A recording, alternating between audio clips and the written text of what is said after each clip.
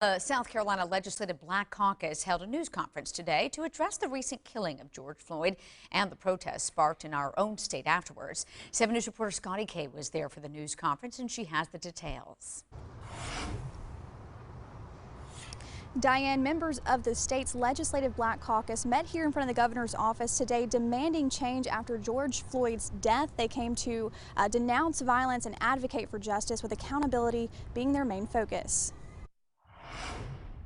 If we can rush to find a vaccine for this coronavirus, we certainly ought to be able to resolve this pandemic of racism that has been plaguing us for over 400 years. Members of South Carolina's Legislative Black Caucus and other community leaders came together on Wednesday to address the death of George Floyd and how it resonates with our state. We cannot simply accept the facts anymore that a police officer did it, and so it must be right. There are 3 main changes that members of the caucus want to see in South Carolina. There are changes members believe can be implemented right away. First, they want the state's current body camera mandate to be fully funded and followed by all law enforcement agencies across the state. There is no penalty in our law currently if an officer cuts his body camera off or loses the data.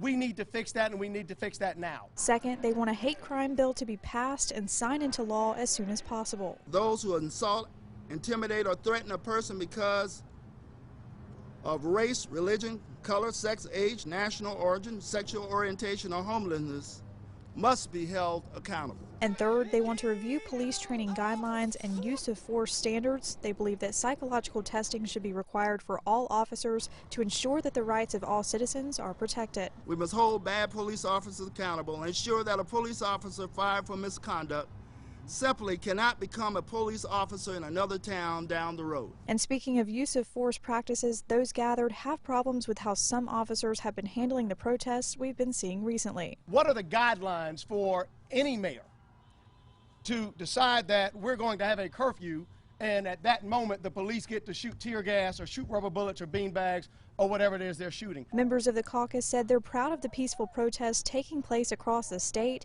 and they don't want to see them silenced, as they believe the protests are a step in the right direction, and putting an end to them would infringe on the constitutional right to gather and assemble. We stand with the protesters, not the ones that destroy, but the ones that come together peacefully, demanding that we will not move, we will not stop until a change is made. Now, caucus members say they'd like to see a task force established to help reform some police practices across the state, but they say in that task force, it should be included a fair representation of the youth in each region of our state. We're reporting live in Columbia tonight. Scotty K, 7 News.